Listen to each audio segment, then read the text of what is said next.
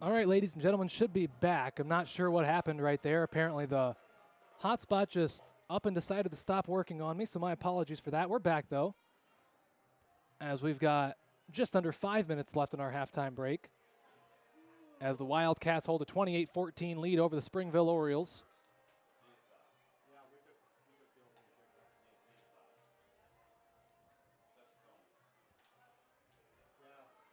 As I was trying to bring you an update on the Central City volleyball team, I'll do that now. They had a couple games this past week. On September 28th, on Tuesday, they they defeated East Buchanan in Winthrop 3-0, sweeping the Buccaneers.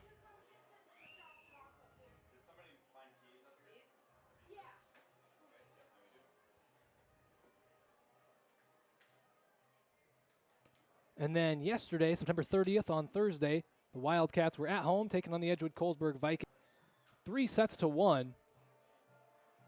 Looks like they competed pretty well against the Vikings. They lost the first set 25-16, took set two 25-19, before losing the last two 23-17 and 25-23. So just two more regular season games in the schedule for the Wildcats. They will take on the Maquoketa Valley Wildcats in Delhi on October 5th, coming up this week, which will be senior night for the Wildcats of Maquoketa Valley. Of course, an away game for your Central City Wildcats. And then they will conclude their season on October 7th, their regular season that is, at home against the Northland Lynx. That game will start for Varsity at 7 o'clock, and that will be Central City's senior night. Also appears that'll be a pink-out game.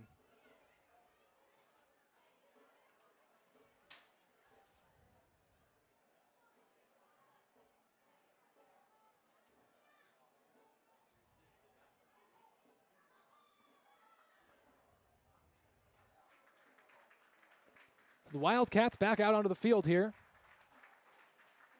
as they exit the locker room and make their way back out as the marching band comes off.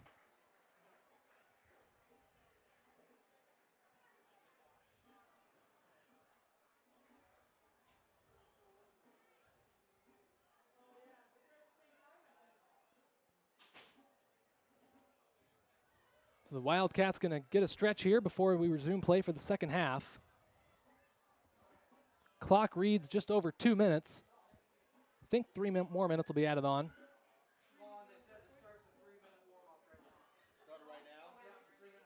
Sounds like we're going to start our 3-minute warm-up period right now. So 3 minutes set on the clock, and then we'll be underway for half number 2.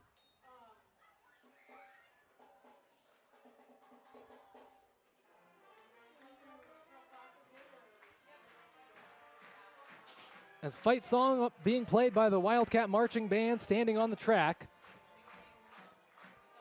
As the Orioles still have yet to take the field. They've got 3 minutes, so technically I think this should be a penalty against the Orioles, as they were not out there when the 3-minute stretch period began. The Wildcats were penalized for that once several years ago. That should be a 15-yard penalty on the ensuing kickoff to start the second half.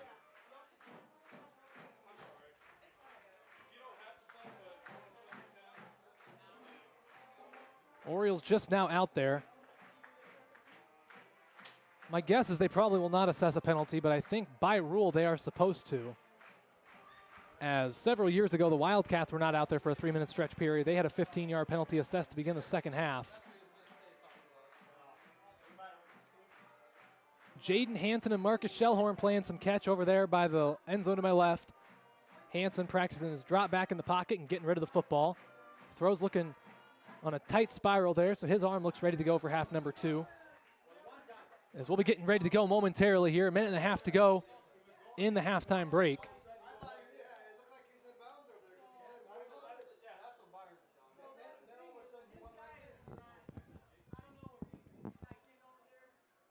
As we're getting close to ready to go here for half number 2, Wildcats with a 2-score lead. They lead at 28-14.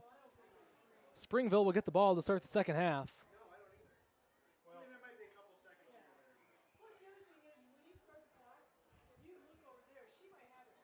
Wildcats back over to the sideline, getting ready to take the field. Orioles still out in the field, getting stretched out, as we're just about 60 seconds away from the second half. As Hansen and Shellhorn finish their game of catch. Hansen has his arm nice and loose. And we'll hopefully see him make some more nice throws here in the second half. Had a huge touchdown pass to Lucas Greif earlier there in the second quarter. Put the Wildcats up in the scoreboard even more than they were before. Look to see some more nice throws from Hansen and some nice runs from Klosterman. But the Orioles will get it first, as the Wildcats will come onto the field to begin the second half. And now they're going to retreat back to the sideline here.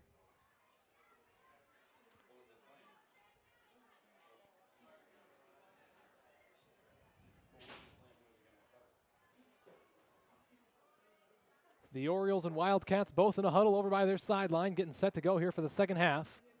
The clock has hit all zeros, so we are just moments away from kickoff to begin half number 2. 12 minutes set on the clock as the Orioles take the field, as do the Wildcats.